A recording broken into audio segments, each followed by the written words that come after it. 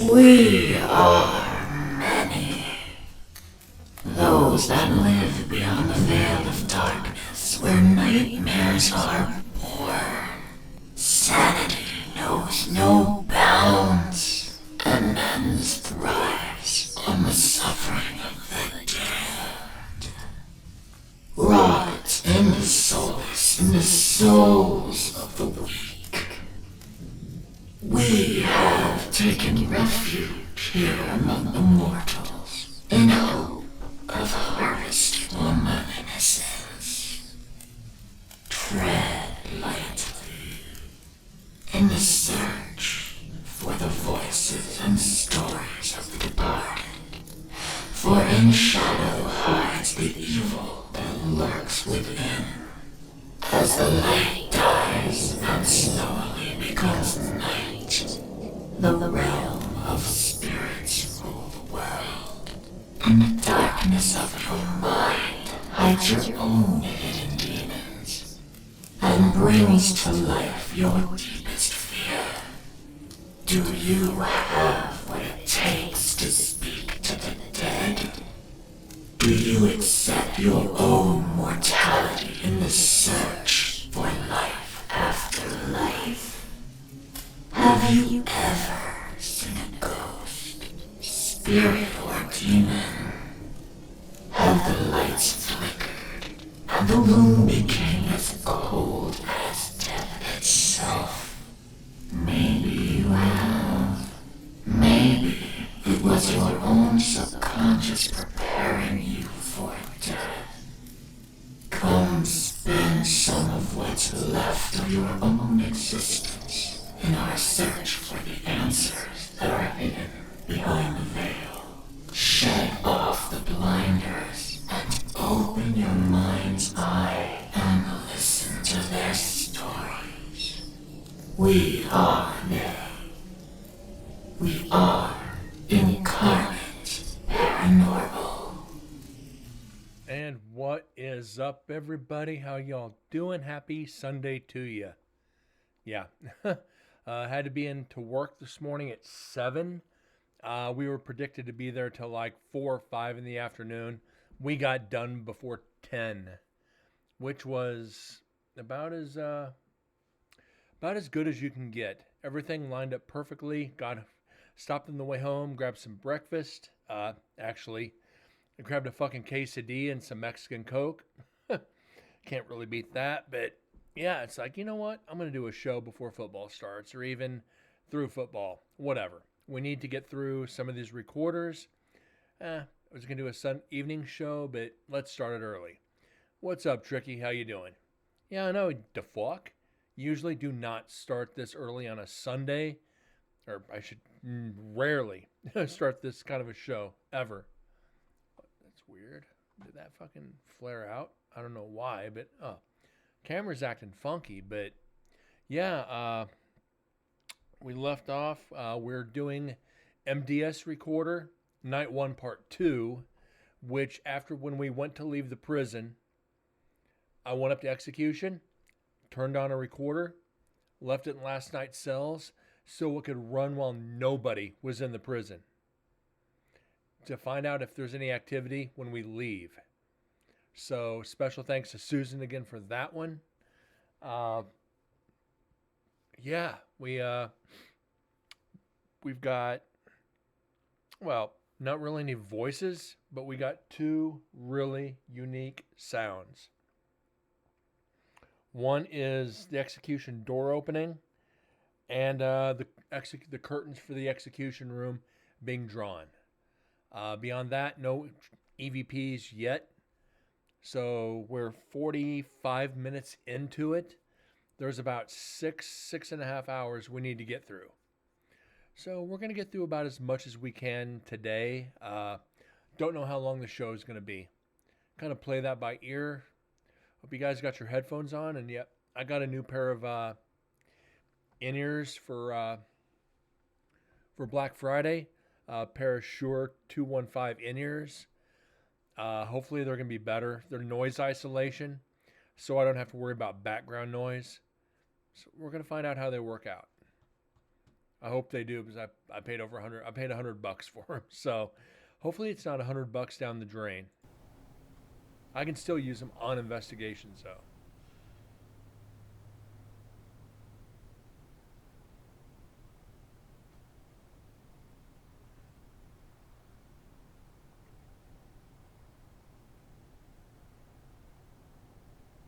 So, like I said, at this point, there's nobody on prison property. We've all left, the docents as well as the investigators. So, if we get any voices, it is 100% guaranteed EVP. Just got to get through all the silence first. I don't know. We'll see.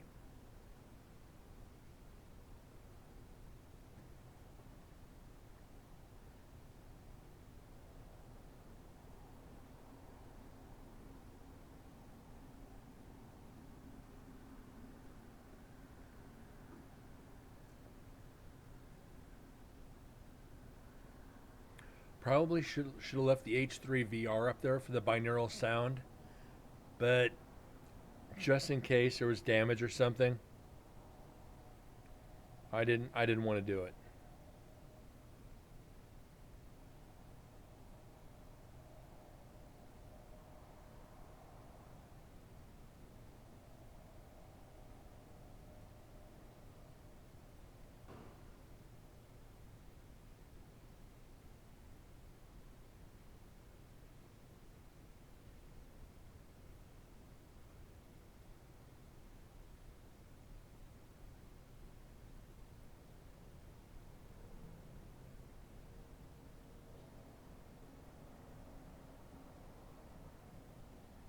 So if I were to guess right now, it's probably what, 2 in the morning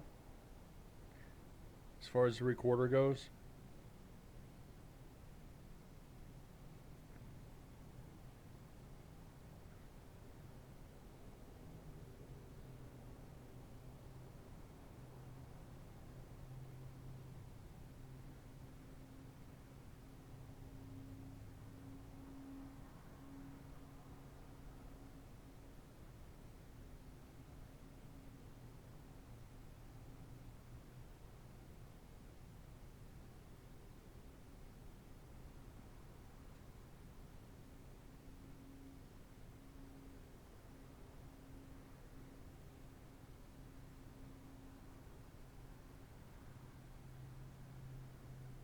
So at this point, if we wanted to, which I think I am, we're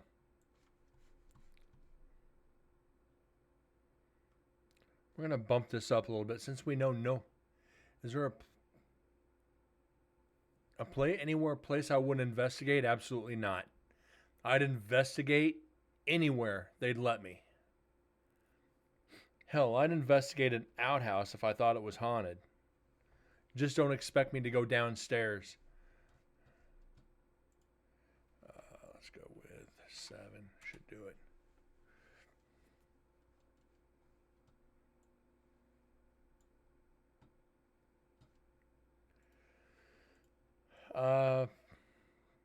Like I said, I'd investigate anywhere they'd let me. It's just a matter of getting into the places and actually being able to get to these places.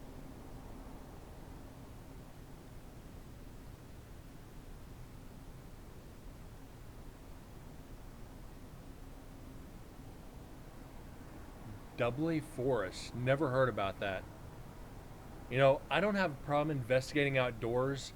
I've done several graveyards and cemeteries and stuff out in the middle of the desert. The only problem I have investigating outdoors is all the ambient noise, all the noise pollution from the wind coming through like pine trees and just any ambient outdoor noise. It's hard to get through, but I would investigate anywhere that I can.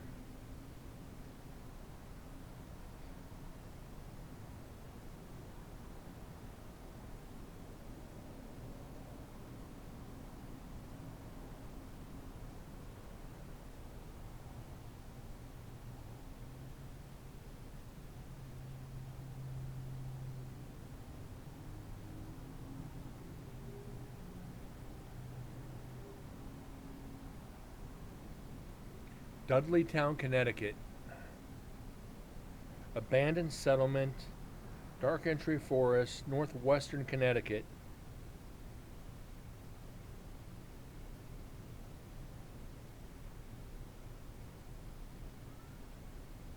It is not open to the public. Would I investigate it if I could? Absolutely.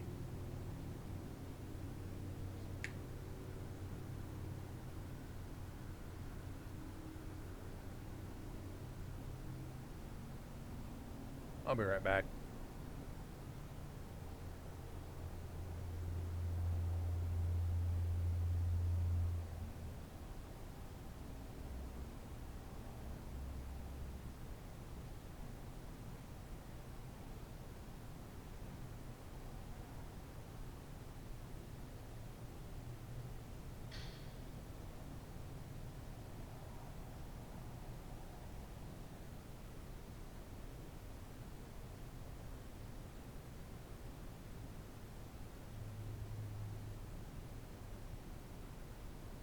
It's close. I just looked the town up there, Tricky. It's close to the public because of all the vandalization.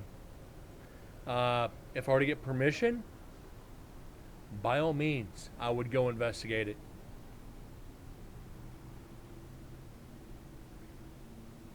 But once a town is abandoned and off limits, getting local jurisdictional permission is a pain in the dick. Even if I went in fully insured, I'll be the only one investigating. You'd probably have to pay for the police to be out there to watch, make sure you're not doing anything illegal. Hold on.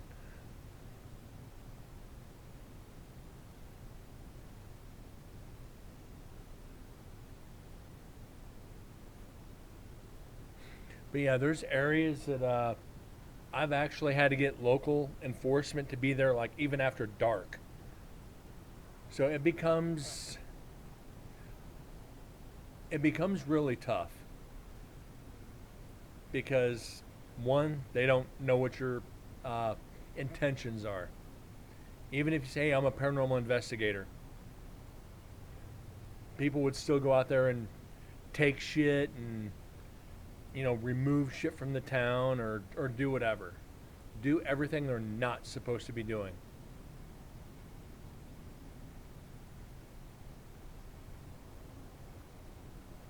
So it becomes a catch-22.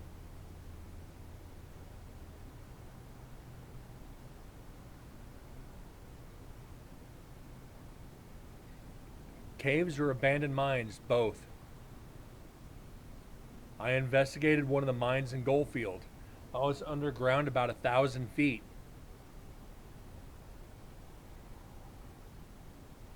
They're tricky. There's a lot of safety issues. Hold on, I got some issues.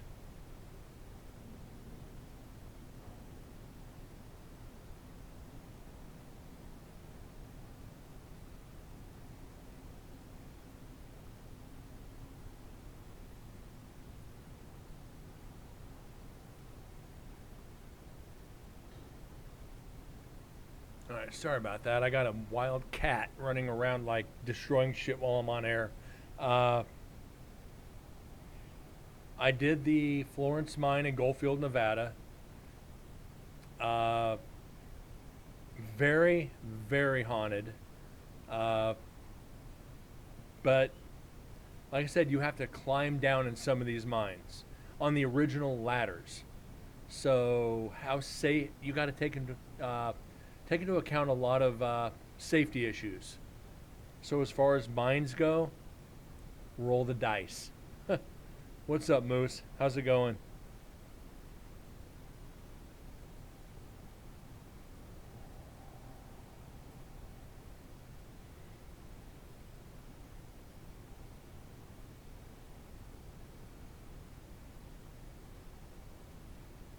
The M, most of most of the casinos are haunted. Most of them are haunted. Let's just go ahead and put that out there now. Problem is getting into them. It's called good luck with that.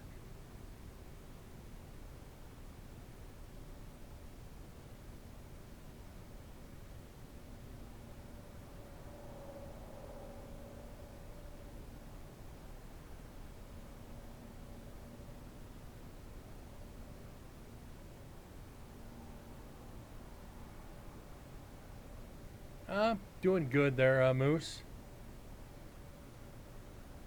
Had to go into work this morning.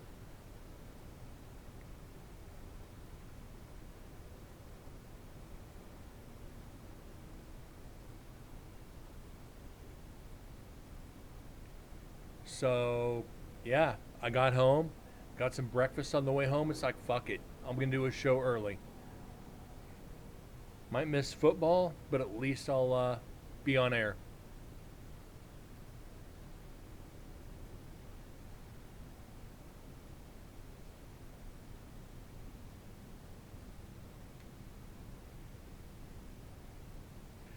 Actually, didn't really have breakfast, had more of lunch. Stopped and got a quesadilla and some Mexican Coke.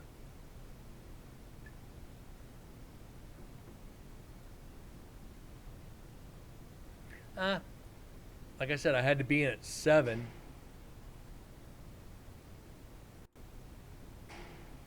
Got there at 6:30. We started a little early, and all the trucks lined up just like we needed them to. Had 4 trucks loaded in about 45 minutes. They went out, waited for the next circle to come. They went down, dropped off, and it was like we looked at our watches. It's like we're going to be out of here early. We expected all day, and we ended up being there 3 hours, and got paid for 4. So it's 4 hours extra pay. Just sucks it's not overtime.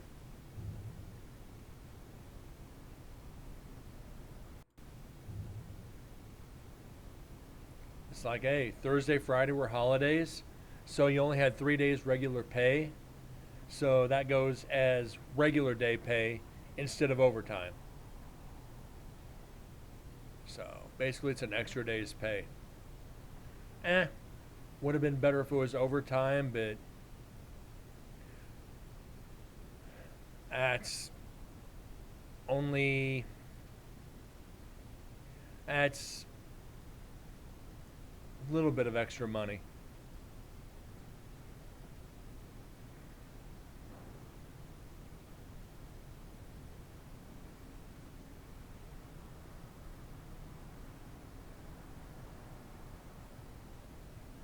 Yeah, this isn't the chamber. This is last night's cells audio. That was basically the recorder I left all night, and we're only 45 minutes, or uh, we're only 57 minutes into it, out of about 6.5 hours.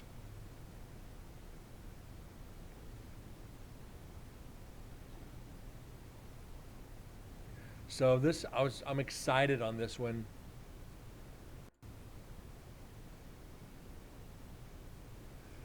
because I'm curious if there's activity after everybody leaves. It's just a lot of silence. Got to take the good with the bad on that one.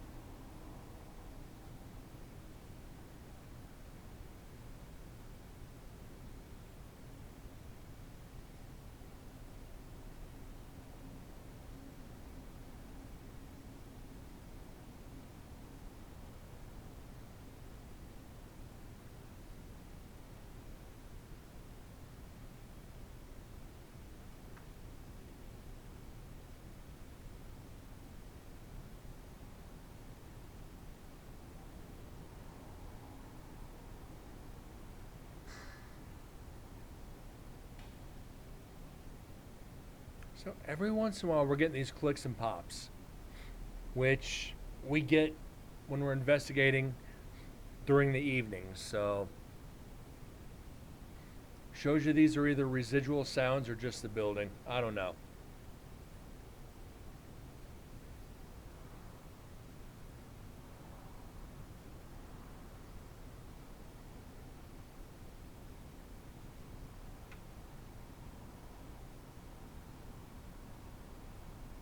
But kind of bummed we haven't got many EVPs yet.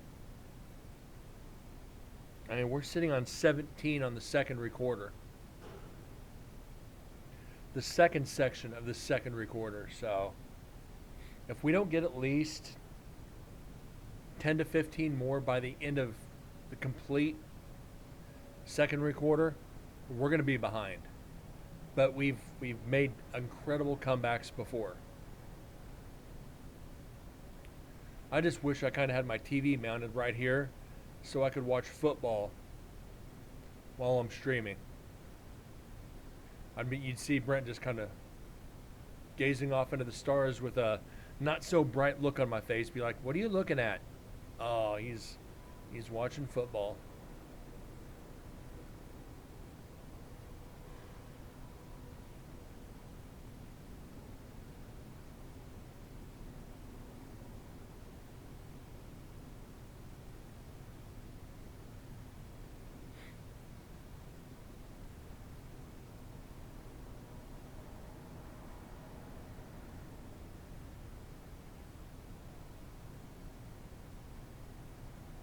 So we've got 2 hours, 4 minutes.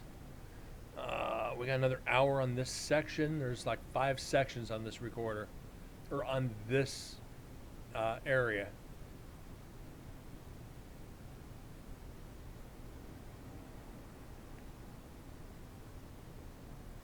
Now you're constantly going to see me checking my phone. Got to look for scores.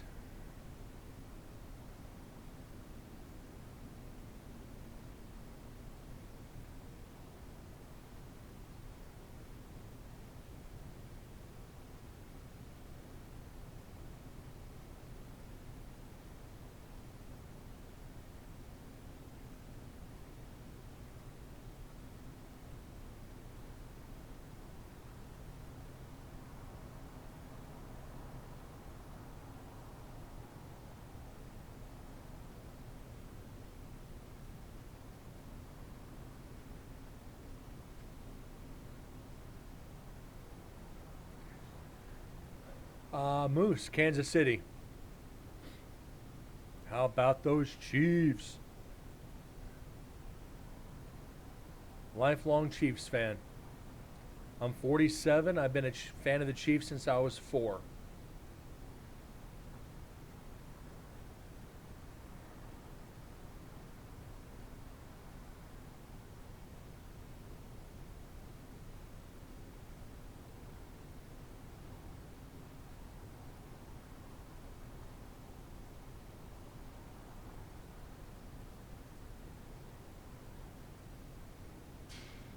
Yeah, the Lions beat them.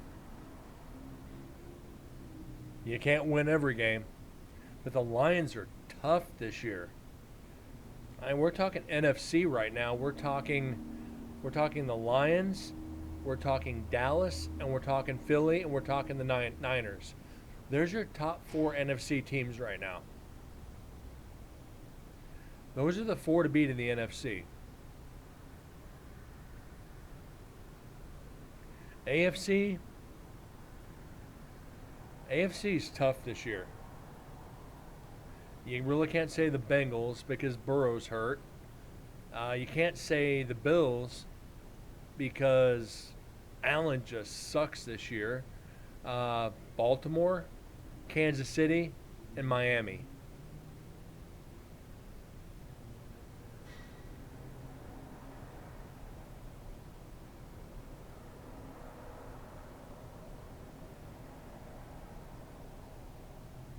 So I don't see Kansas City making it this year.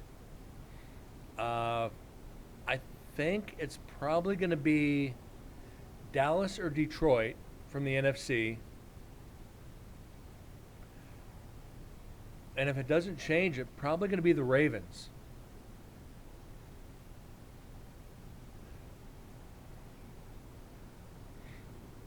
I'm going to say a pretty bad, and this tells you how long it's been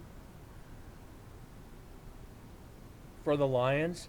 The last time the Lions were this good, there was still segregation in restaurants. That's the last time the Lions were any good. We're talking 2 generations since the Lions were worth a shit. I'm happy for them. I'm happy they're doing good.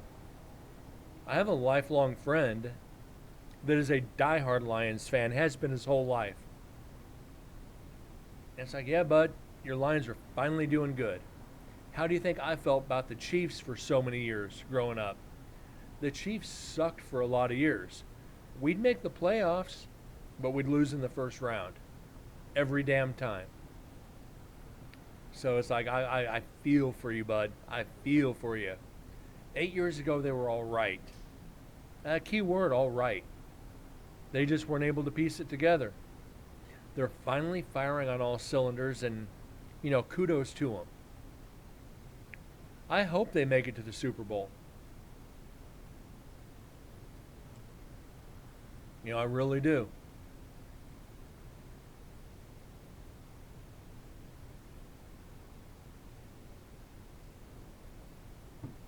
Now, my dream Super Bowl is Kansas City and Minnesota.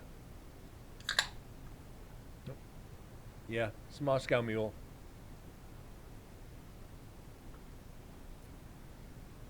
I would love to see a replay of Super Bowl III,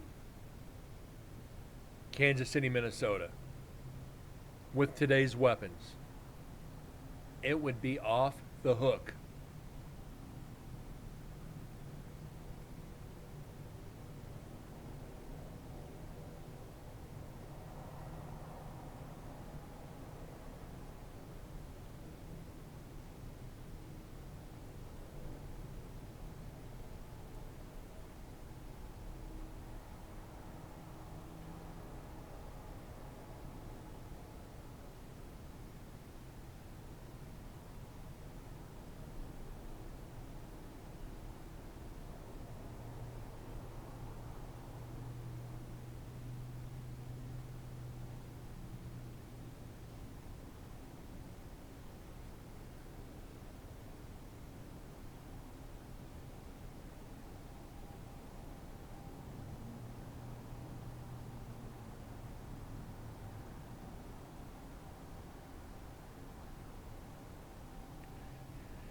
Oh, the quiet times.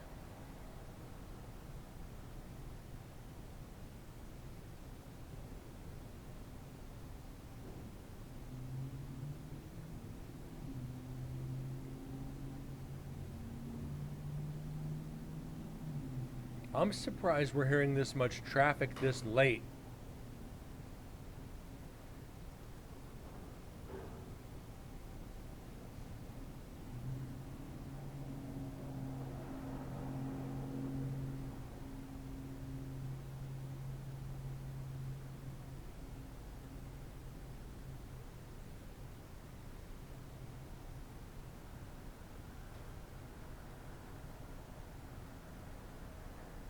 It did.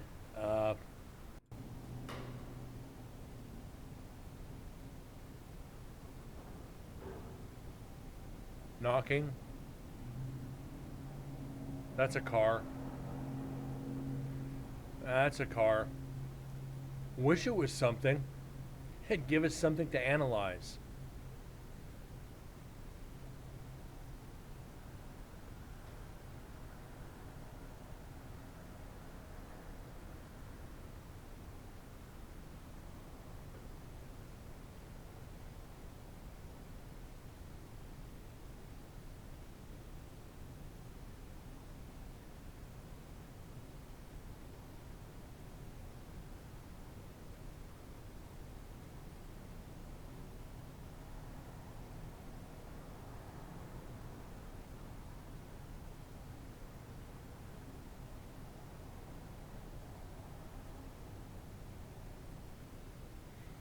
See, we've got a few spikes in here.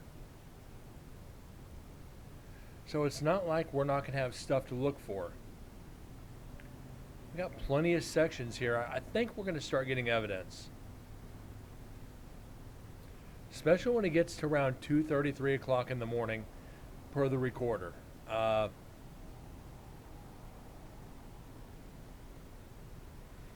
Next time I set the recorders down, uh, I'm going to timestamp them.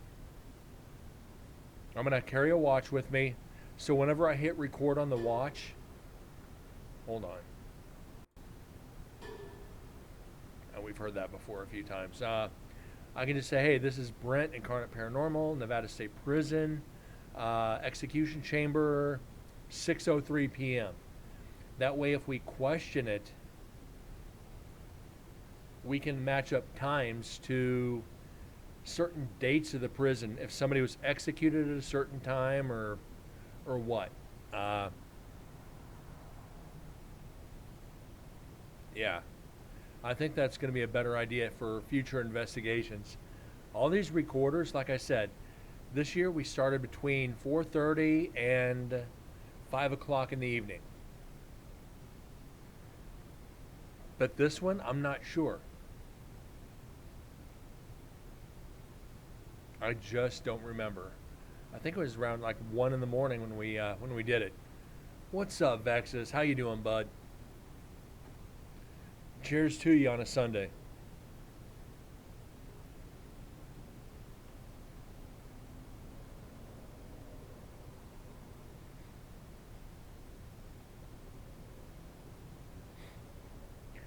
Three beers deep. I just got home from work. And it's still 11:30 in the morning. Got Moose and Vexus in here. Holy shit.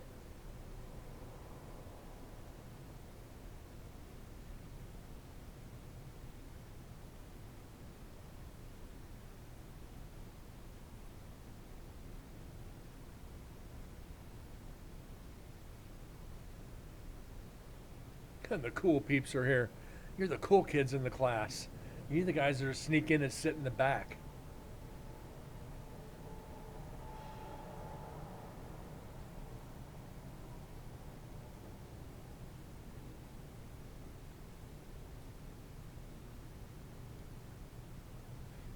Damn Skippy.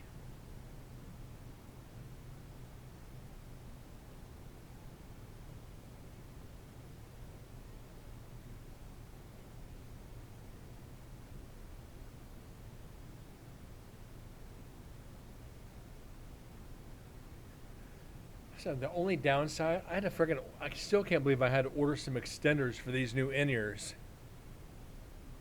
It's only got like a 2.5 foot cable. So I had to bring my soundboard closer to me to be able to use them.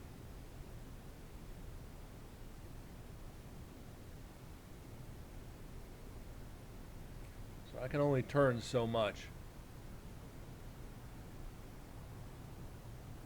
Now, is this cars or analyzing?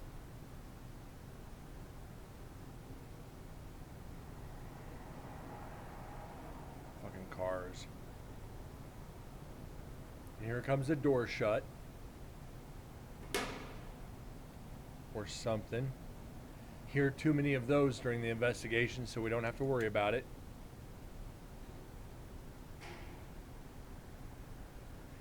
Like I said, I hope next year they let us sleep in the prison.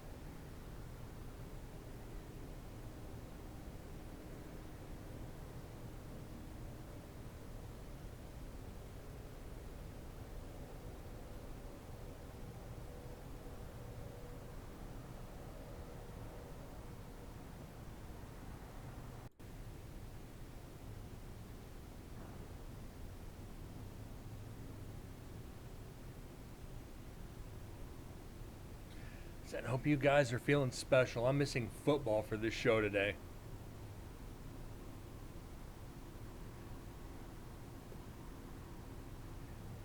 funny because this one section of this recorder puts us back about 5 shows. That basically adds a recorder to the rotation.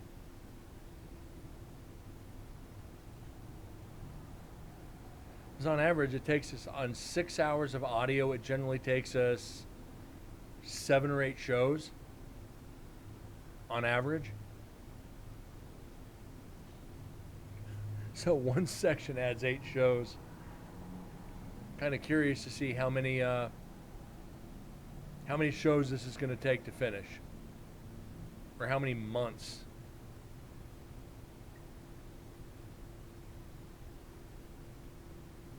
When I started typing it out,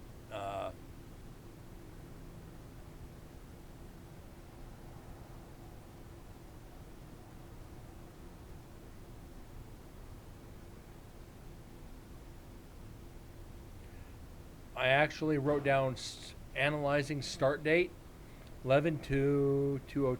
Wow, what'd I do there?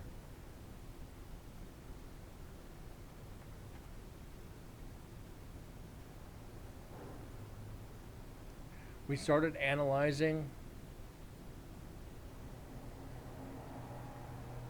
It wasn't that, was it?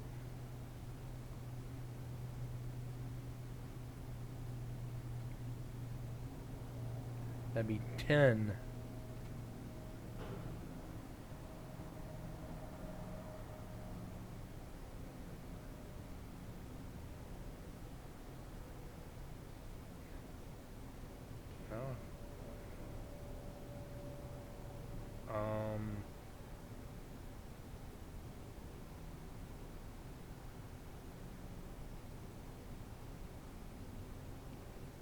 September 7th, that'd be 9.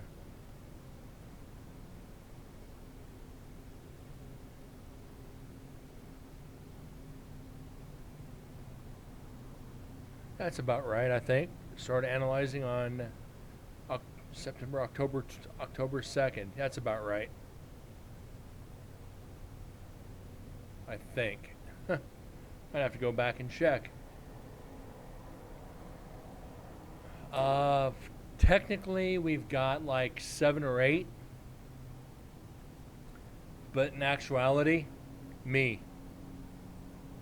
Getting everybody to, one of our members just moved back to Florida, and he's the one who was keeping everybody together. So to get everybody together to go investigate, it's generally has some excuses. You know, granted, I know people don't feel good every now and then, and I know people have jobs and lives, but getting everybody together to investigate is tough. I'd love to have a dedicated team so we could go back and start doing residential investigations. But it's tough. So I'm thinking on, if people don't start squaring away, just go back to the one-man team and go to these locations by myself. Because I can always get people to join. I just put out the feelers, people I know, and they'll fly out and join the investigations. Especially with Nevada State Prison. We were supposed to have 4 or 5 team members show up. None did.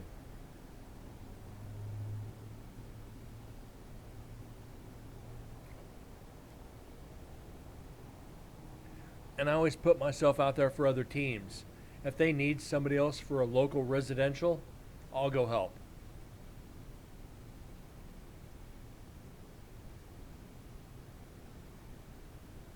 But right now it's just a time thing.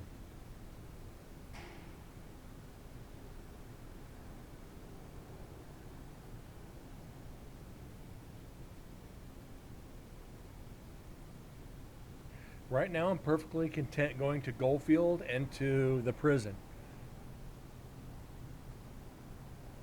If people don't want to go, oh well. I tried. I put the offer out. You didn't go. So be it.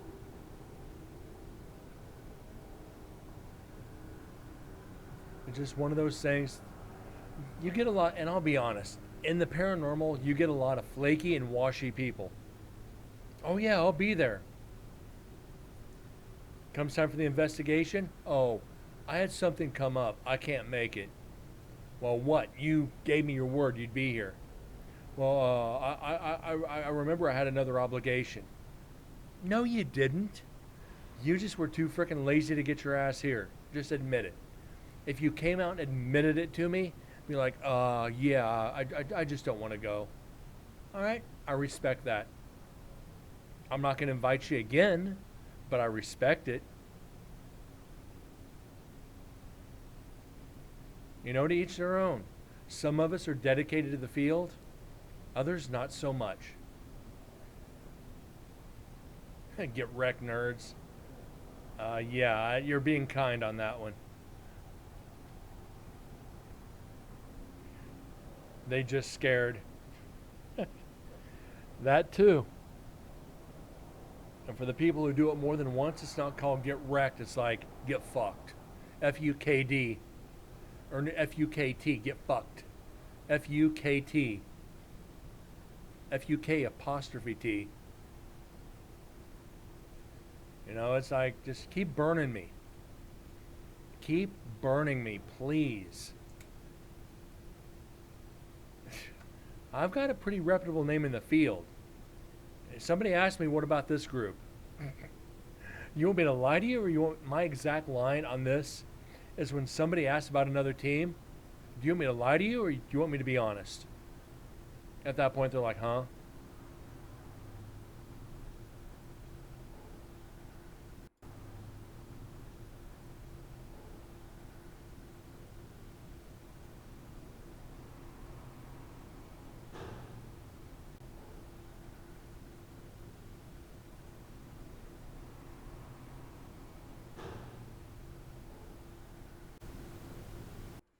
All right. Let's see if we can clean this up a little bit. Capture noise point. Apply.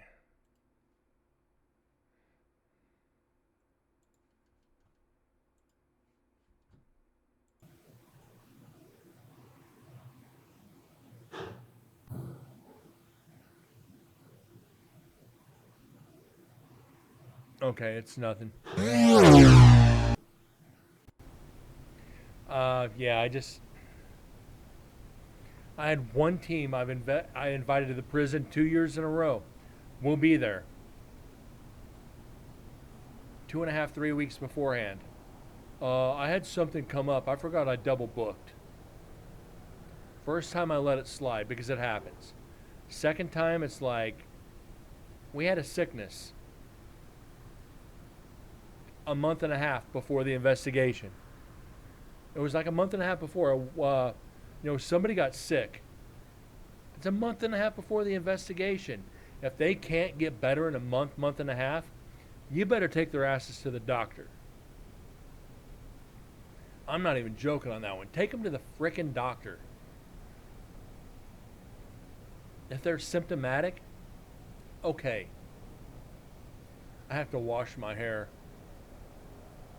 I have to wash my balls. Takes you a month and a half to wash your balls? The way I do it.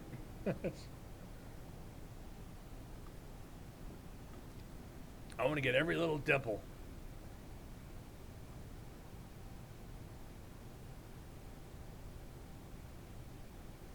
But like I said, each their own. Let them have at it.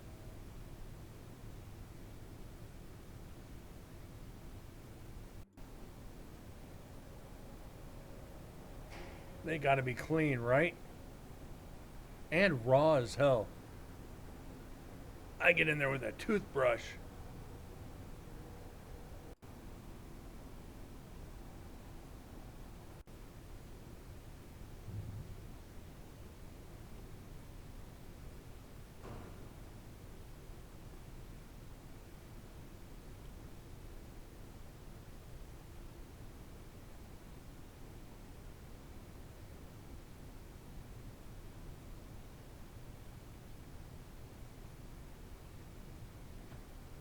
I'll be right back.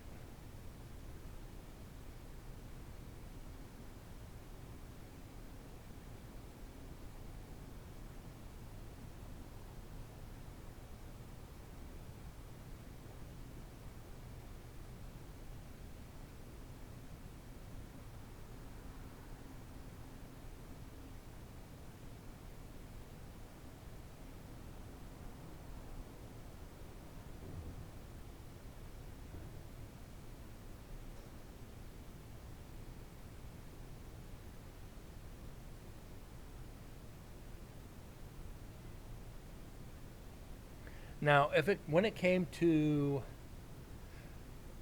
to public investigations,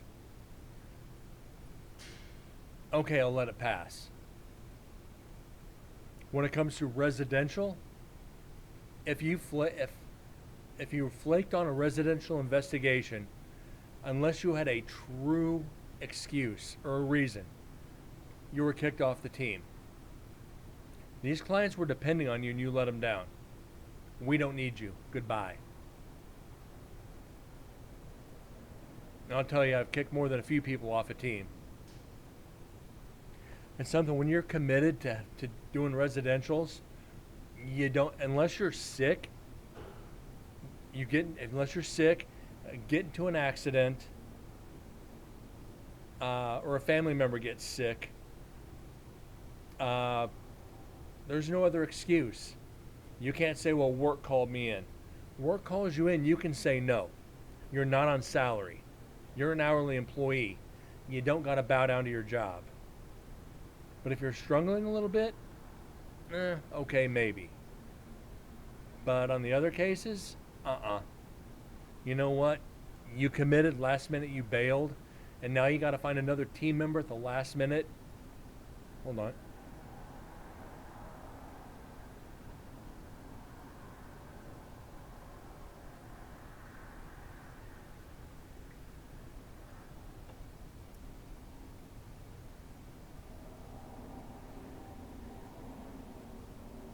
Okay, that's just going to be a car, but if you commit to a residential and bail at the last minute, you have to scramble to find another teammate to fill in. You're not worth the trouble to have on the team. With residentials, everybody wants to go on them. Everybody wants to go on a residential because they think Conjuring, they think Exorcist, they think, all the movies, the haunted movies about houses. Different story. It's residentials are tough, and you only want the most seasoned investigators there. We don't take new members to residential investigations. If something goes south fast, those members are more than likely to walk out because they get scared. And I've seen it happen. I've been scared on residentials even when I first started in the field. I waited till I left before I was like, I'm not coming back.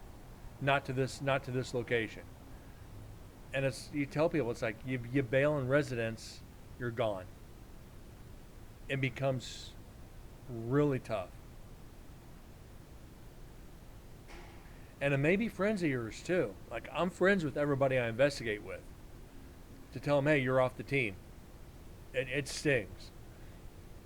Because they're going to hold it against the friendship. Oh, this was personal. It's not personal. It's business. You're a failure in business. You're not a failure as a friend. You're a failure in business. There's a difference.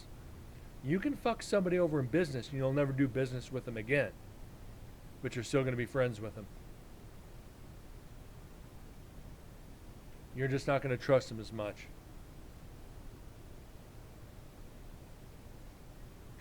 You did a hunt with 3 females. They were so scared. Like I told you guys here on show, we did a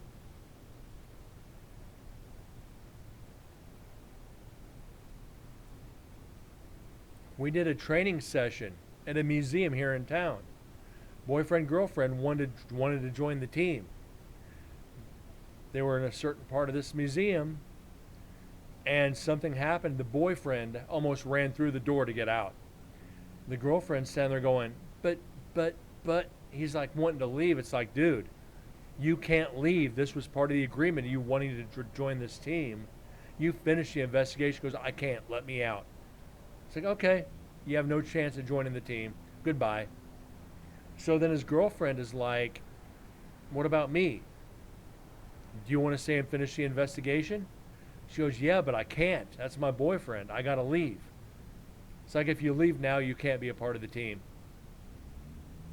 Hold on. Let this pass.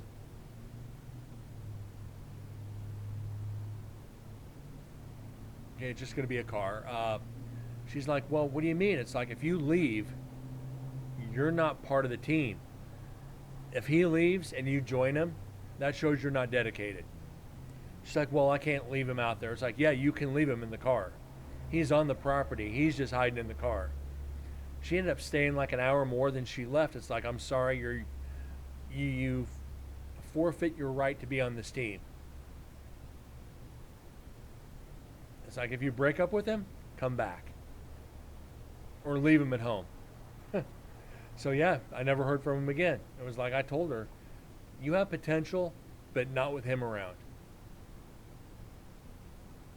It's like, when we finished, we're all laughing about it. It's like, dude, this big guy fucking goes running out the door.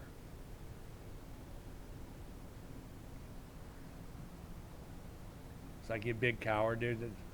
The location we were investigating has like the museum has five spirits in there. 4 of them are okay, but there's one jerk in there. And they went after him. And it went after him. Hands down. He probably provoked.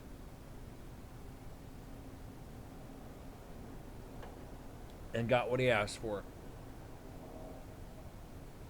Again, that's why you never, ever, ever provoke.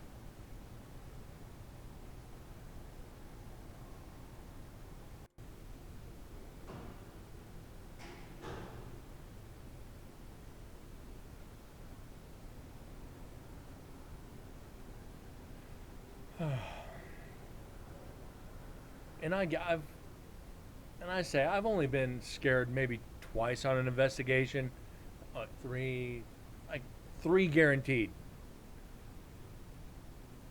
2 of them, one I was carried out of the location. The second, I quit for 6 months because it scared the shit out of me that bad. I got physically ill and started throwing up on an investigation. It scared me to death. I finished the investigation and I took 6 months off. Went right back to it.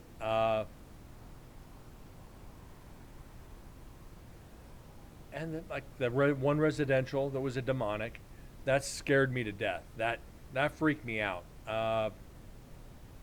Beyond that, there's not much.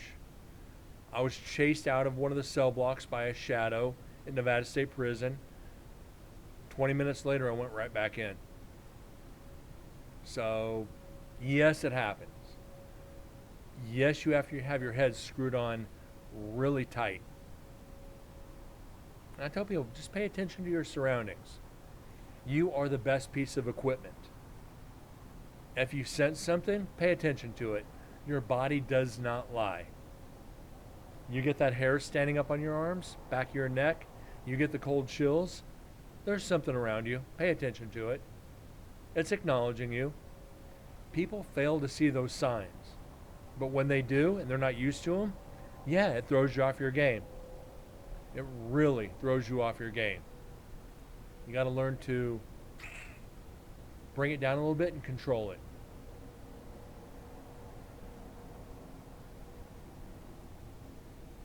All right, let's get this next section amplified. Let's go there. I want my duck! Thank you, TM, for the loud duck. Oh, I'm paying attention now. What's going on, TM? How you doing today, bud?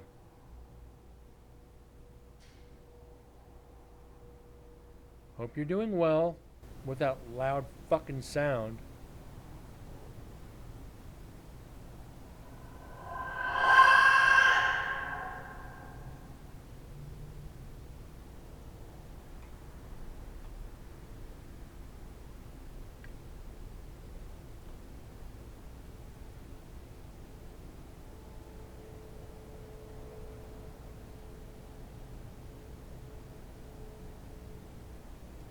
Is this still working? Oh, if you have any problems, dial information. Thank you for calling.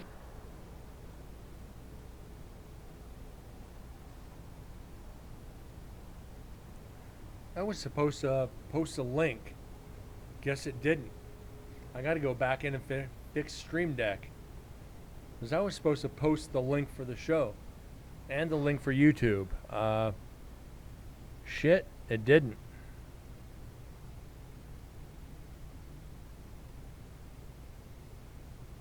Huh. I'll have to fix that later.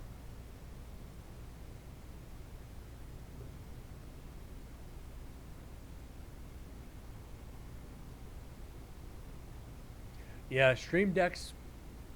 When my computer was disconnected for that month and a half, when I'm still waiting for my ceiling to be fixed, the bot lost my channel. Yeah, it does that. When I hooked everything back up, I had a few things I had to go back and fix. A lot of updates, and it kind of scrambled everything. Shit happens. It's electronics. It's Twitch. It's freaking, Stream Deck. It's fucking chatbot. Whatever.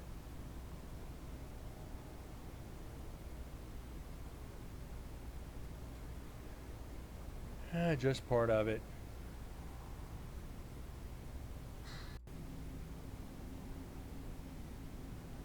Now that's either a semi going by or a muscle car.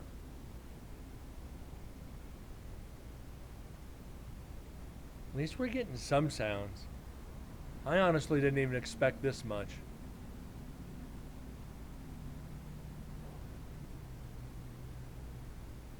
We haven't heard planes in a while either.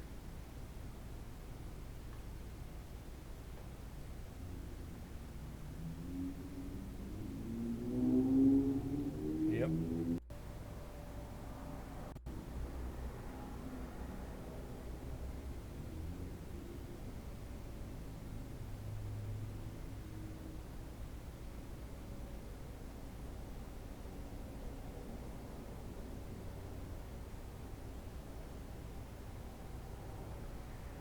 God, we haven't seen Deads in a while. Haven't seen Explicit in a while.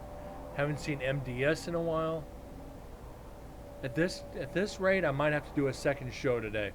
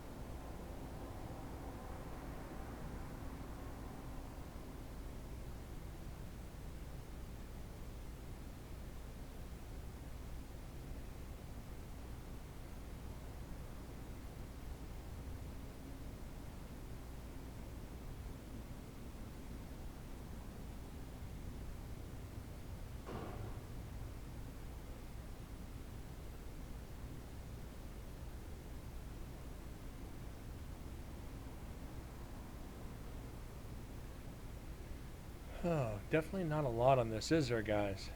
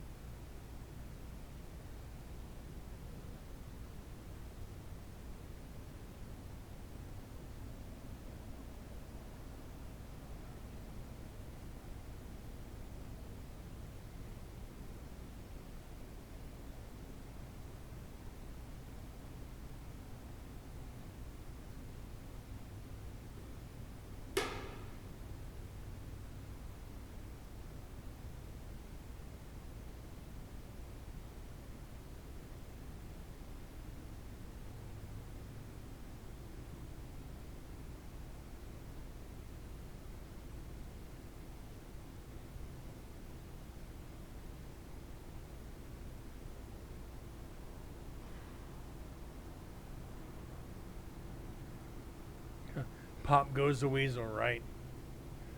Pops are impossible to count, as bad as I want to. You just can't count them.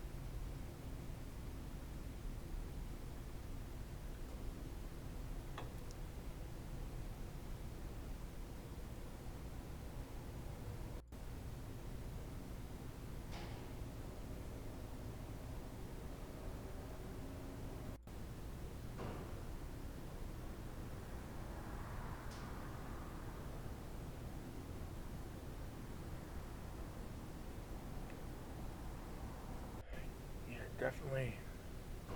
definitely flatlined on a lot of this.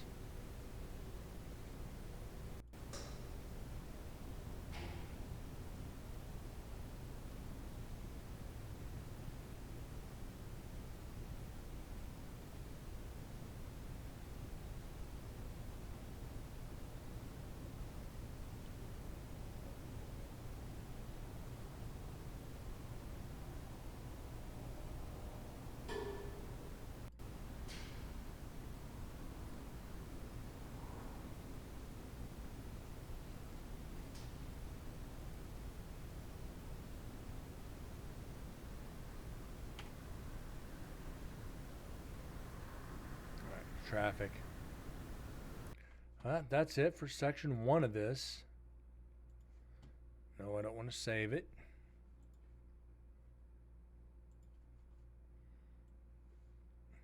Section 6 or section 2.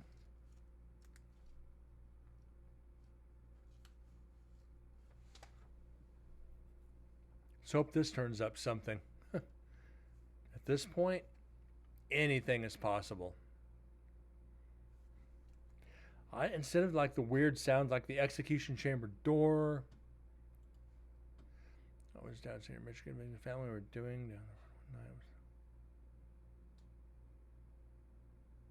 The road was an old wagon trail. It was pretty cool to see. Yeah, that is weird. That is freaking weird. And cool as shit to boot. Getting to experience something like that is odd. A lot of people don't get to.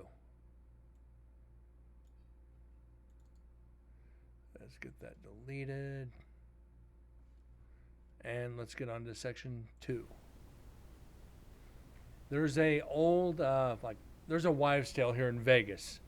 If you travel down a certain road at like 2 in the morning, it's Charleston Boulevard. If you're traveling east, to make a right onto McLeod, which is literally like right down the street from me, a phantom car will chase you if you make that right and go down the road, and as soon as you pull over, it disappears. I've never experienced it, but I've heard stories of people who have. Could you imagine, there like that area, there's been a few fatal accidents in that area. But imagine, like, make a turn, all of a sudden you see car behind you with its brights on, you pull over thinking it needs to pass, and it just vanishes. And be like, yeah, I think I need to go on over here. If you go about 4 hours north of town towards Ely, Nevada, and you take the 6 west across to Tonopah, like right in between Ely and Tonopah, there was a mining camp back in the hills to where one of the mines collapsed and it killed like 20 Chinese miners. If you're driving along that road at night and there's nobody around, you will see shadows of miners walking along the highway. You will literally see the ghosts of the miners walking along the highway. And I think they're looking for help. But it's well documented that they died. And yeah, you'll see them on the highway. Highway 6. Now, I want to go take that. I've driven that highway in the day, and there's nothing in between Tonopah and Ely. It's desolate. You've got abandoned mining towns. I think there's a couple things in between, if I remember, but nothing of substance. So to see middle of the night, headlights catch people walking that shouldn't be there. And that happens to any mining town. If there's ever been a mine tragedy, can I show on Google Maps? Shit, hold on. Give me a second. I'm see if I can do this.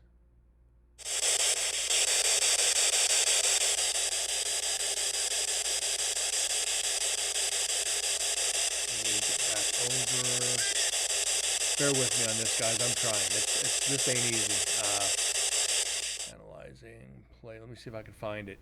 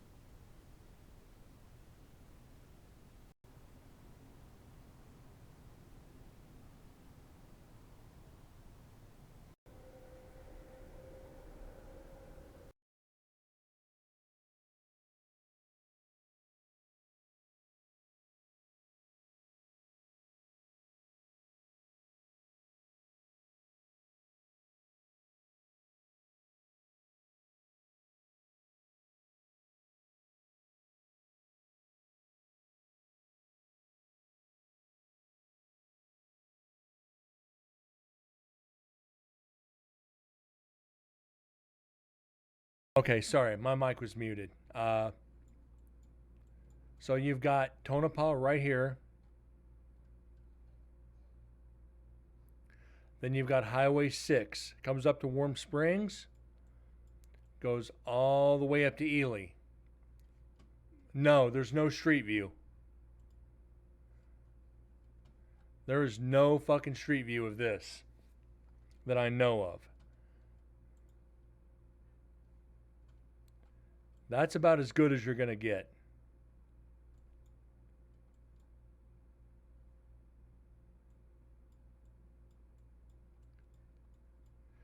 So you could see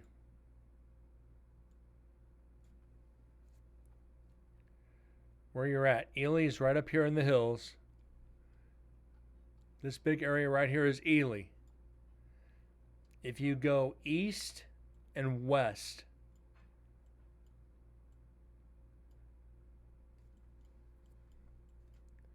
And I've been along 6 many times.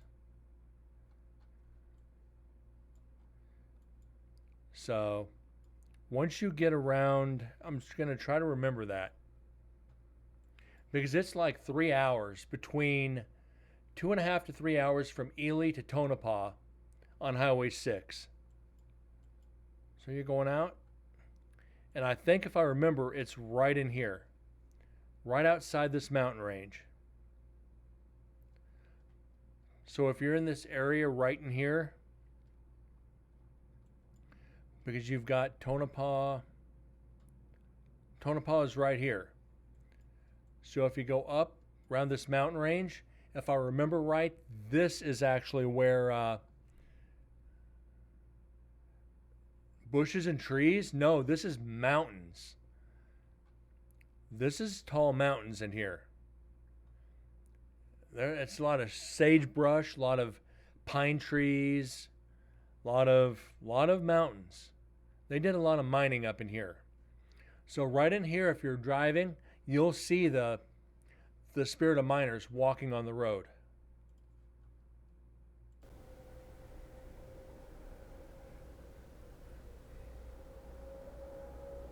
So could you imagine that? You're on a highway, middle of the night, you're in between towns, and all of a sudden you just see full-figured people walking by you.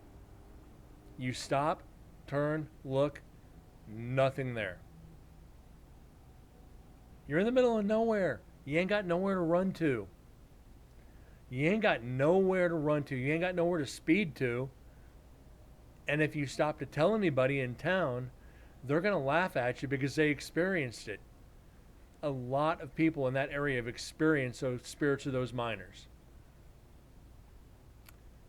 I can't imagine.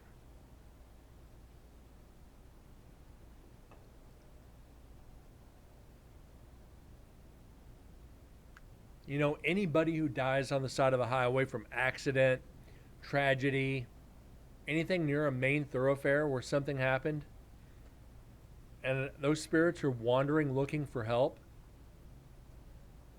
Like there's rumors of certain highways in Nevada where, you know, women were murdered and dumped on the side of the road. And their spirit is wandering the road looking for help. But if a man pulls them over, it turns into a vengeful spirit. Ghost Adventures talked about it. Ghost Adventures talked about it way back in the day. I think they've been in the area, but I don't ever think they look for it. What are you going to investigate, TM? It's a 50, 60 mile stretch of road where this is known to happen. You're not going to freaking walk 50, 60 miles trying to find this. It's one of those things you have to see it or you don't. You can't investigate it. You can drive by it and hopefully you get lucky. You know, do it around the time where it happened. Maybe you'll get lucky and see the spirits. Beyond that, it's not, well, it's known to happen in a major stretch. So you see it or you don't. I mean, it's not specific, but it's general location. Like I said, 50, 60 mile stretch of road. Who's to say? But some of these miners took horses, carriages, or the trains near the mines, then they'd walk up to the mines. And this was back in the 20s and 30s, if not before. So even the road might not be specific, you know, time oriented. Back in those days, there wasn't no highways going across there. You had a freaking dirt road and horse and buggy maybe, or the train tracks. You know, they said just follow the train straight into town. You might have to sleep on the ground on the way back to town. I just don't know.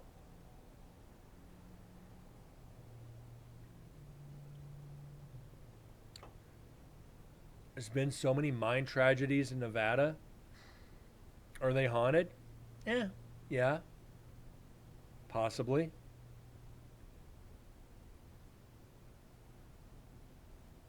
And some of those areas are so remote and desolate to get to, unless you have an off-road vehicle, you're not getting out there. I have a book of Nevada ghost towns, and a lot of them are rated trails for off-roading. 1 through 5. 1 being you could take your car out there. 5 being you better know what the freak you're doing. Otherwise, you're going to be in a ditch upside down. And you better have 4-wheel drive.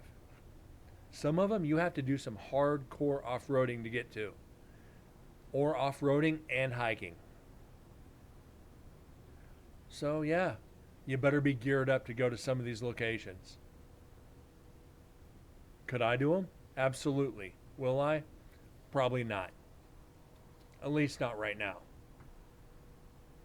Now I've known a couple people who want to go to these areas. I know how to get to them. I've got the maps. But do I want to give away my secrets?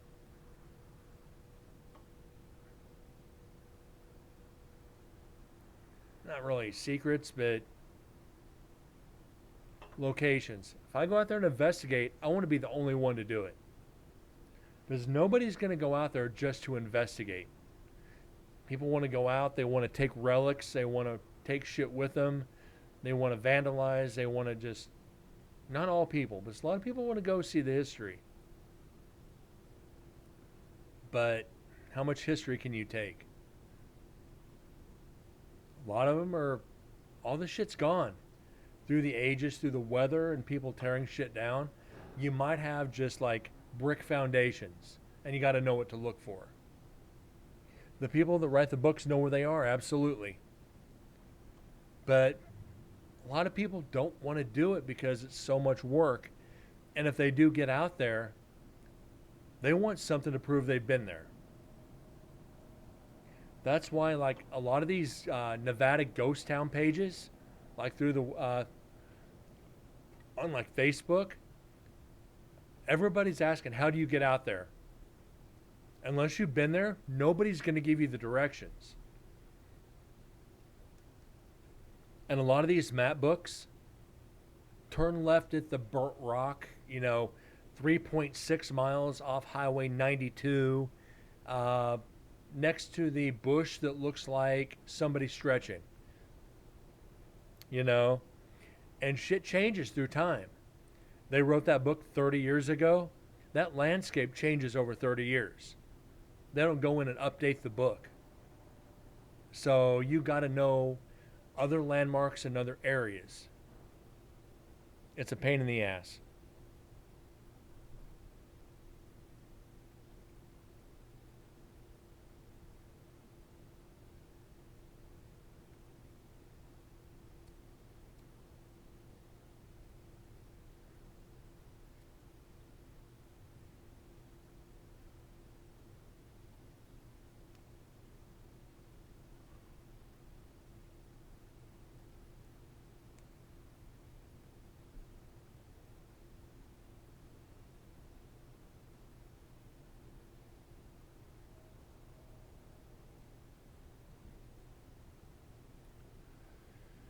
Exactly, TM. Exactly. People don't respect the history.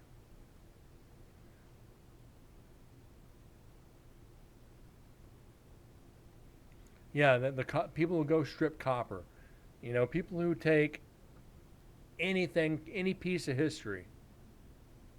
Like, there's a abandoned resort on top of one of the mountains here in Nevada, central northern Nevada, or central to central northern, old hotel that was closed in the 80s.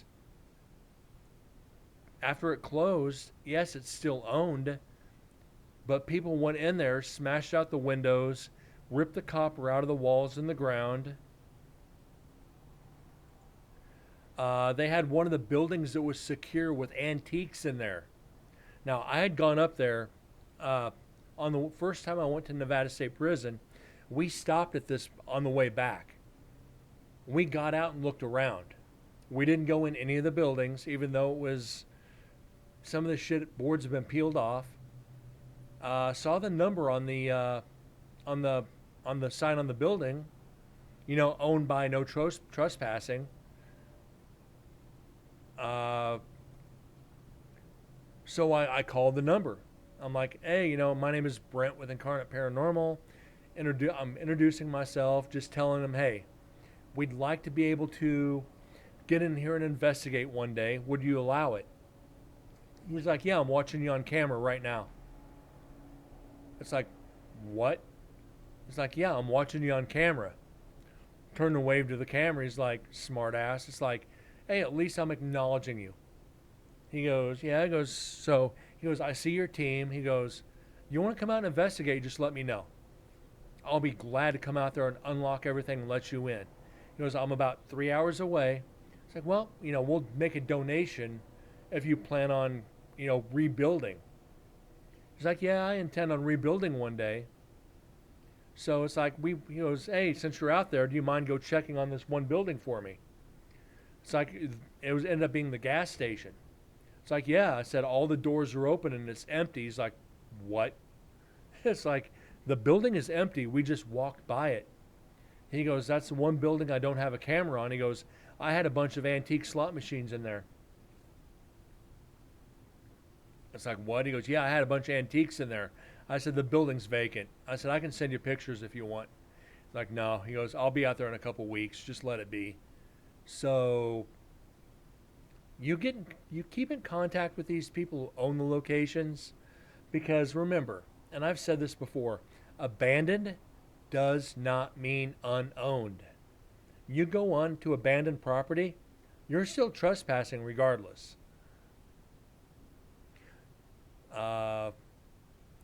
Try to pull copper out of buildings, and it was still live. Corgi, that's amazing. That's karma saying you right up front. Don't bother going to jail. Don't bother getting bail. You fucked. You're fried. You're a crispy critter. So yeah, I talked to the guy for about another 20 minutes, and I'm going, dude, I'm sorry. He goes, yeah. She goes, I've been watching you guys walk around the whole property. He goes, you didn't go into any buildings. You took a few pictures, which is fine. He goes, thank you for respecting the property. So he goes, if you ever want to come in, just give me a call. I'll come out. It's like, would you let us investigate and stay overnight? He goes, bring your tents, bring your sleeping bags, do whatever you got to do. He goes, I'll let you in. So every chance I get, I talk to strange people out in these remote areas. 9 times out of 10, they own it. They just don't say it because they don't want people asking to go in.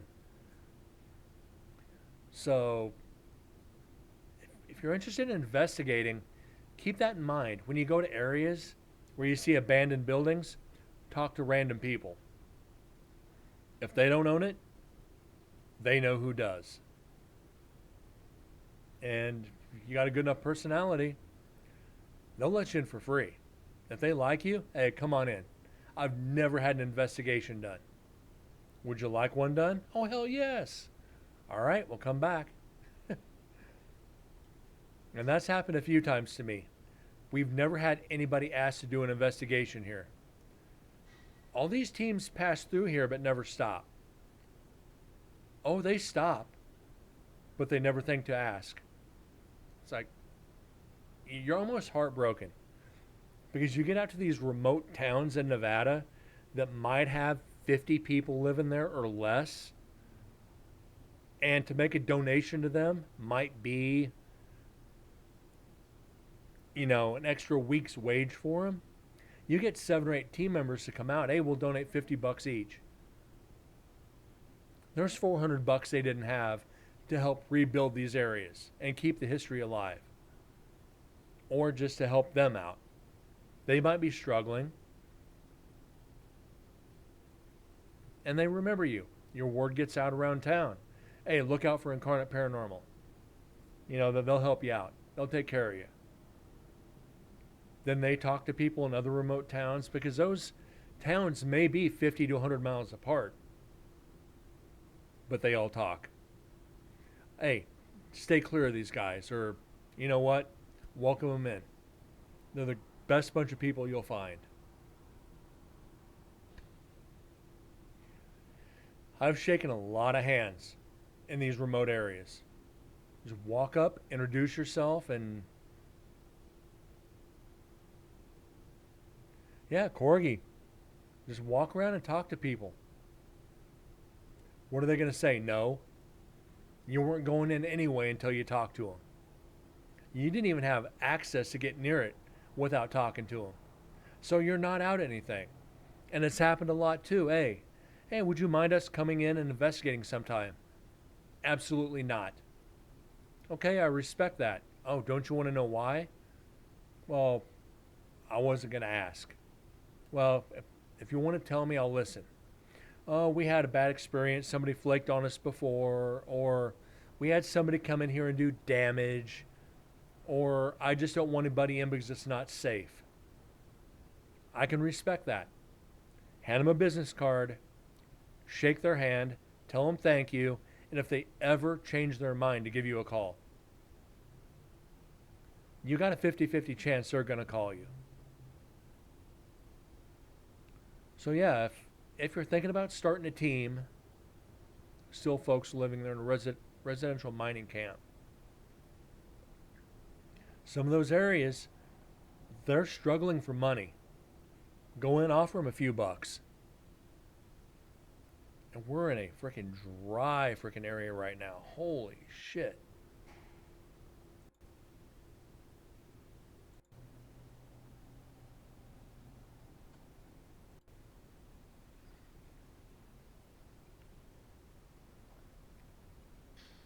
But yeah, it's like I said, I was in Goldfield getting ready to investigate the hotel before this last investigation there. There was a couple ladies out front, so we started talking to them. It turns out the lady I was talking to was the president of the Historical Society for Henderson, Nevada.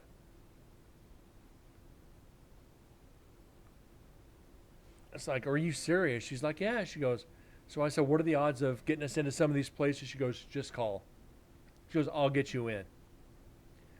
It's like, okay. It's like, I was Danielle, who runs the hotel. It's like, hey, Danielle, they're going to help us get into locations in Henderson. Can she come around and just look for a few minutes? So they donated like $20 each. There was two of them. Just to go walk around for 15 minutes while we were setting up. And just that little extra act of kindness to let them in to look at the hotel, since they haven't seen it since the 50s, you know, it goes a long way. Everybody here wants to go to the Penn or the old Underground Railroad houses. Any place that's an old hospital, any place that's an old jail. You know, it's like, I don't like going to the places everybody goes to. They're fun, but I want to get to some place where nobody thinks to ask. Just remember that, guys, if you're thinking of starting a team. Go to the places where nobody else will or has, and get somebody who has the gift of gab. Hold on, I'm about ready to sneeze.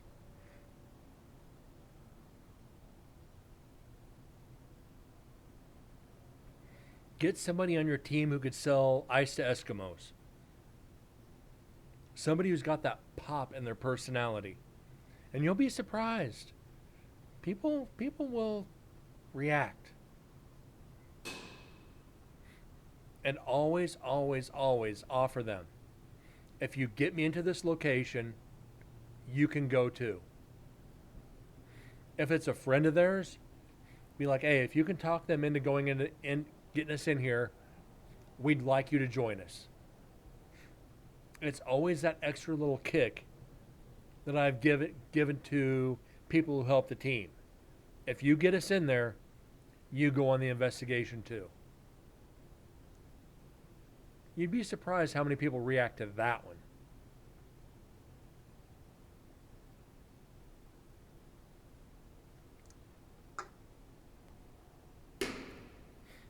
Ketchup popsicle to a woman in white gloves. Yeah, that too, Corgi.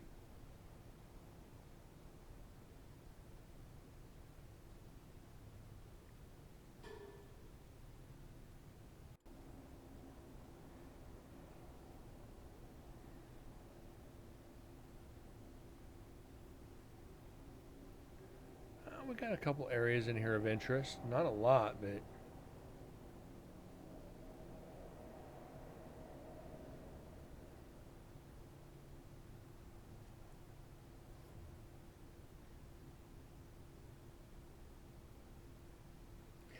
even if they just let you in for half an hour to look around, probably better translate for cam cases.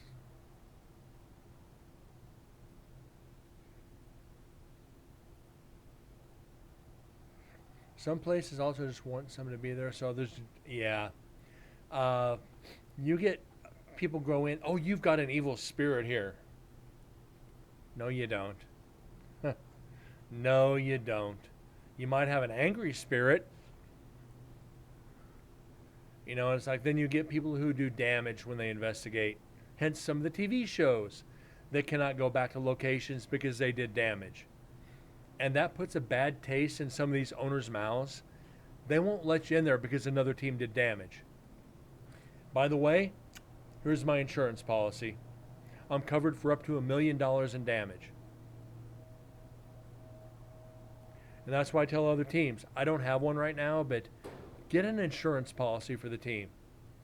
Might only be $50-$60 for the year, but you're covered for $1 million.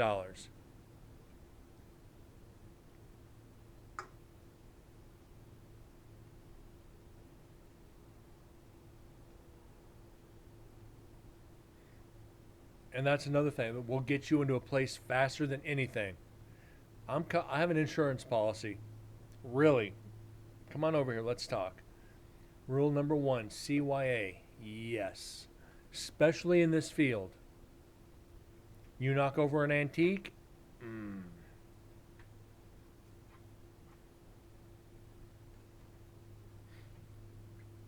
That's why I always carry a camera now. I have a GoPro running. I did damage? No, I didn't. Well, yes, you did. I recorded the entire thing. We didn't do anything. Oh. Well, it must have fallen then. Yeah? And you're trying to freaking scam me now? Because I told you I was insured and you want to get something fixed? Not happening, bub. Sorry.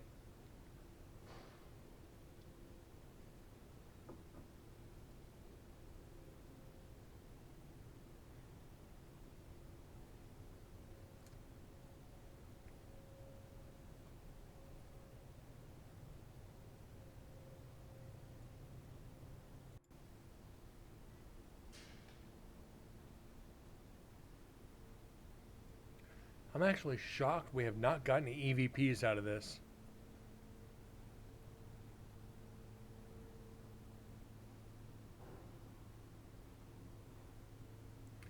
Outdoor club, I got for to use the room in school club for free as long as we want because the school knew bad teenager would ruin the spot outside with their moped, smoking, and trash. There's always one in every group. I wouldn't have taken it either. If you have bad vibes about somebody going, don't take them. If you got the negative Nellies out there, don't keep them on your team. They've done bad shit before. They'll do bad shit again. I should have learned that with the previous team I was with. I didn't listen. Kind of hurt me a little bit professionally.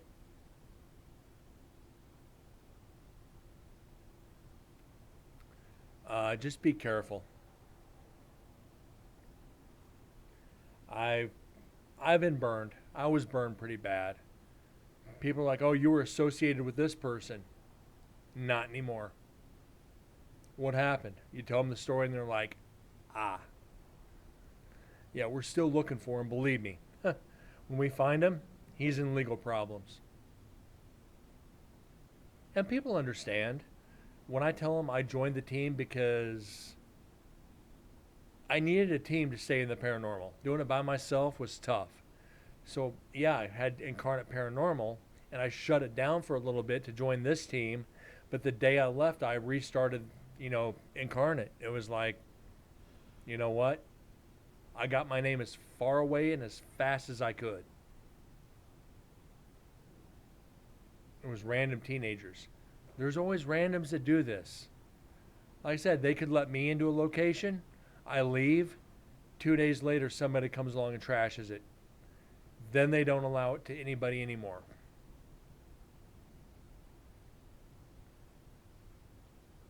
It's part of it. In this field, it's bad.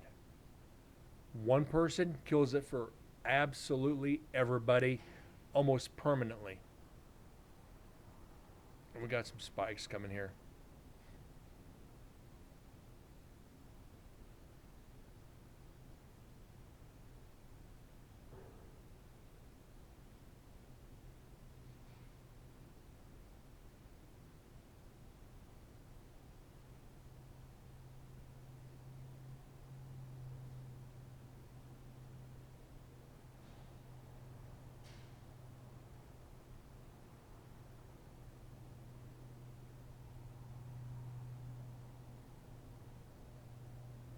Some folks went in, didn't listen to what they were told, and ended up in places they shouldn't have been.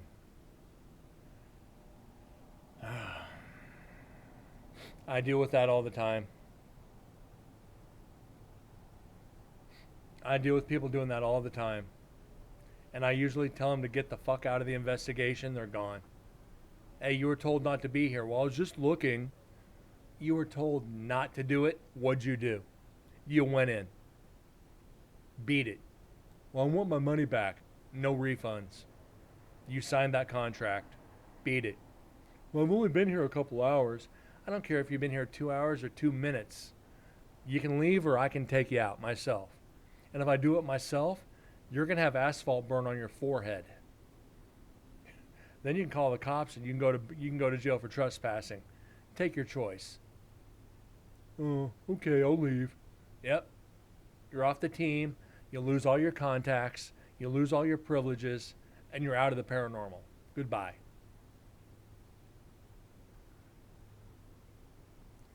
USMC, you signed the motherfucking contract. You signed the motherfucking... I like that. Corgi, I like that. I'm stealing that, by the way.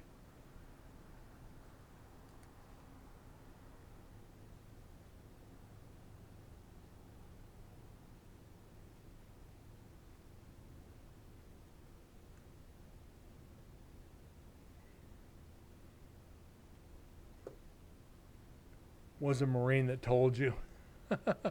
Yeah, that's when you go into the Marines. You sign the motherfucking contract. But yeah, guys, it's like, if you ever have any questions about that, don't hesitate to message or ask me on show. It's... A lot of teams do shit they're not supposed to do and try to validate it. There's no validation once you break the rules. Just go. Just get out.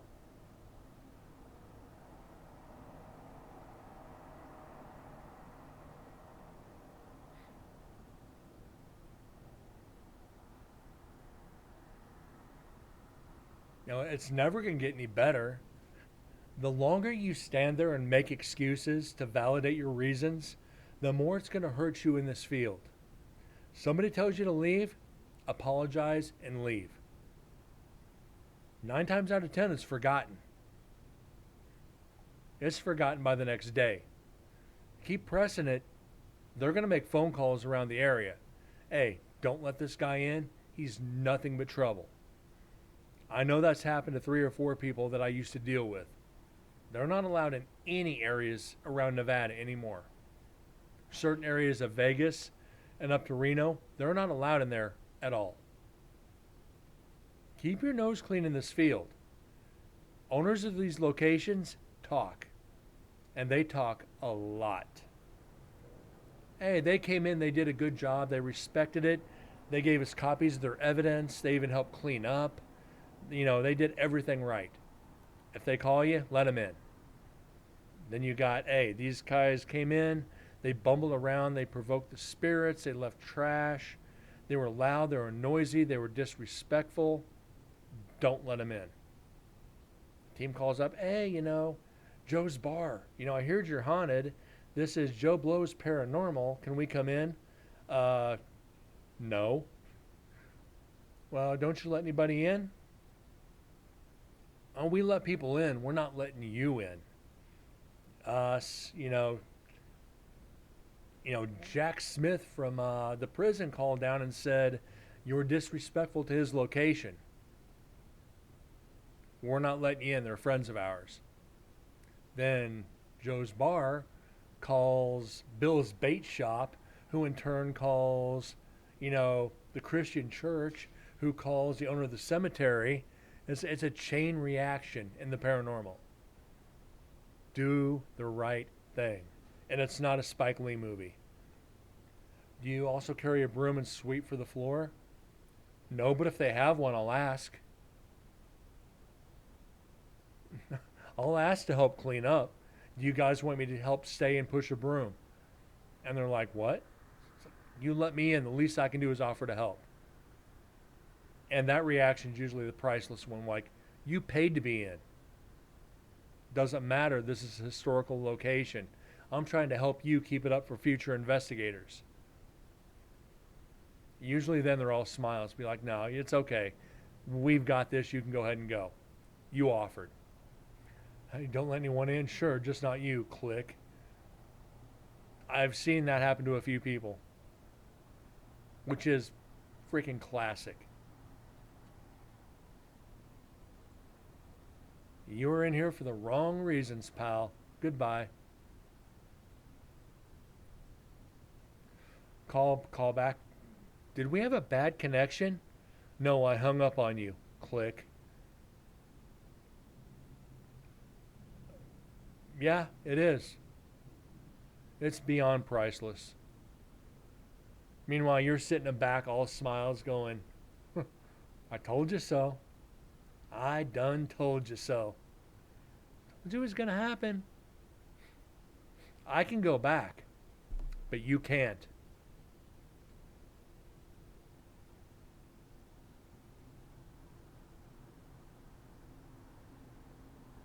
And it's even better when they get told no and you get invited back right in front of them. Oh, can I come? Nope. Why? Because they told you no. Did you just hang up on me? I don't know. Did it sound like this? Click. I've done that to people many times. Oh, can I come? Nope. Well, why not? You're a disrespectful douchebag, that's why.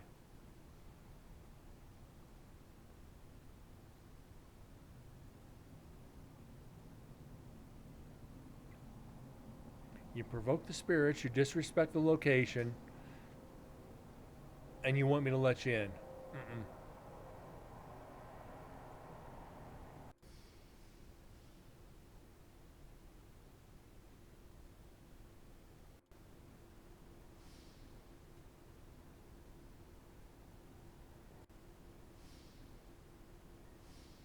That's distant. We're not even getting a lot of residual sounds. This is a little disheartening, guys. We're running through this and we're getting like no residuals.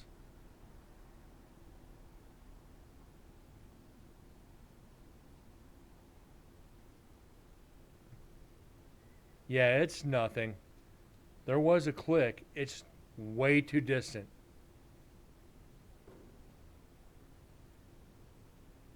As I've said, these booms, these clicks, we can't stop on every one. Yes, it's residual. No, it's not worth saving. Because we heard it a few hundred times.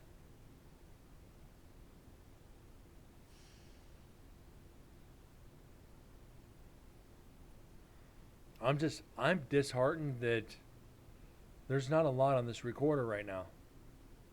Now we still have, if conditions are right, you can hear stuff from miles away. And we have. We have on this show.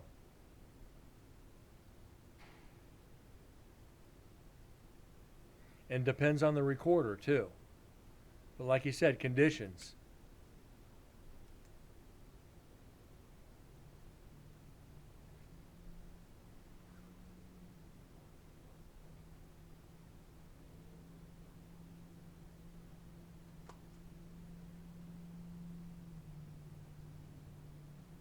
Yeah, there was something, but not enough to count. Yeah, Corgi, 100% there, but we've been shocked by certain sounds like these residuals where they got so loud, we had to pay attention to them. It's like, this is not normal. There's something here that's not right.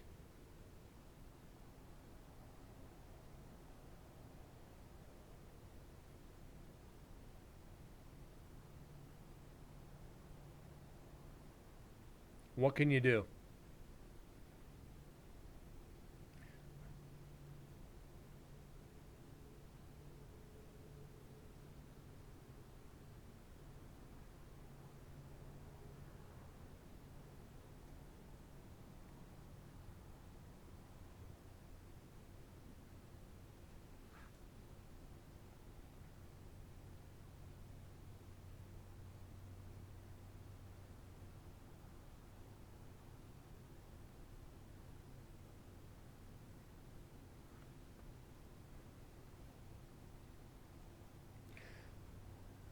Yeah, once you get enough traffic whizzing by, that it's gonna sound like a helicopter. You got 200 cars going by at 65 miles an hour, right next to a hospital on the freeway. If you're inside, yeah, it's gonna sound like a freaking helicopter. It's gonna sound like a helicopter hovering low, but you tell people,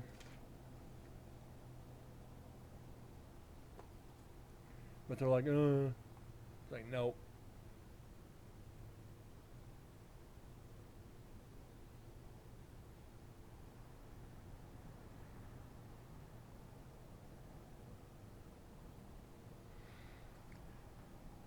Good thing is today, guys, we're going to do 2 shows. I'm going to finish this show up here in a few minutes, sign off, watch part of the football game, get something to eat, then be back later this evening for a second show. I just don't want to miss all of the game. Then they want to sit and argue with you. Yeah. Temperature change in metal. Yeah, exactly. You got a prison that was built in 1862 and rebuilt over the years up until the 40s, 50s, even up until the 70s on some areas. You've got that metal. Yeah, it's going to flex in the cold and the heat. And we've heard it several times here on the show. Some of it's not only that, you're right, but a lot of it is metal fatigue. It's temperature. It's so many other things. So many other things other than paranormal. And that's why I tell people, you got to pay attention to these things. There's teams out there that will count everything as paranormal, when it was just the wind, or the sun coming through the window, or somebody's footsteps, somebody breaking wind, somebody sneezing, coughing, wheezing. It's somebody's cell phone going off. Oh, that was paranormal. No one.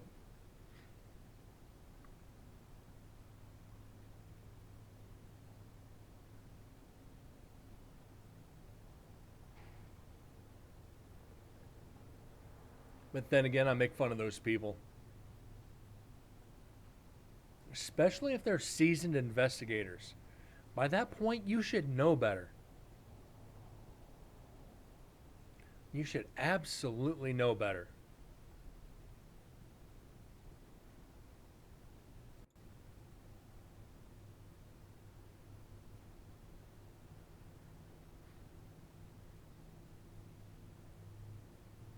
Was it? It was someone leaving, only they don't know it yet.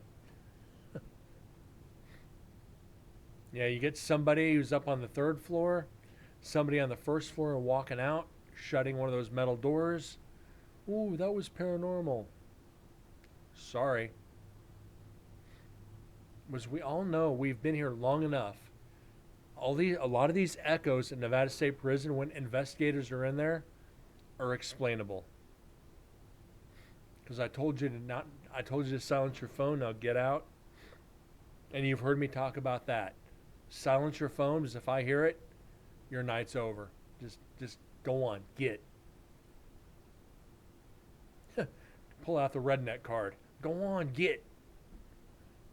Get what? Get your ass out of here. Oh, silence it. No, now you're going to turn it off. Well, I can't turn it off. My girlfriend's trying to get a hold of me. Turn off your phone or go home. You can either hear me bitch at you or your girlfriend. When it comes to the investigation, your girl ain't got shit on me. But she may yell at you. I'm going to grab you by the scruff of the neck and escort you out the front door. Probably without your cell phone. I don't got a girlfriend, fool. I'm single as a Pringle, man. I stay that way. Until I find a woman in the paranormal, I don't go down that road. I had one. She was froggy. If I got out of line, I didn't get slapped, I got punched. And then I listened. Yes, dear.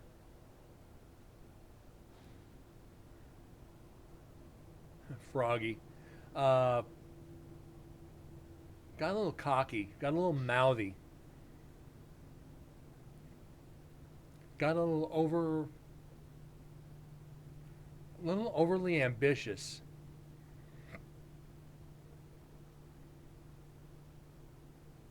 Somebody who just talks too much. You tell them to behave and they just keep it up. They're feeling froggy.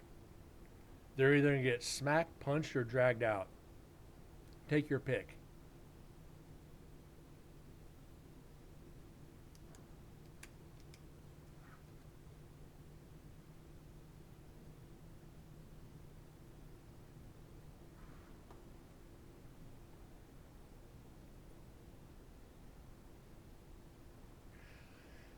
I've had people on investigations who will not silence their phones. And I've had to correct them on it a few times. And it's like I get to the point, turn it off or go.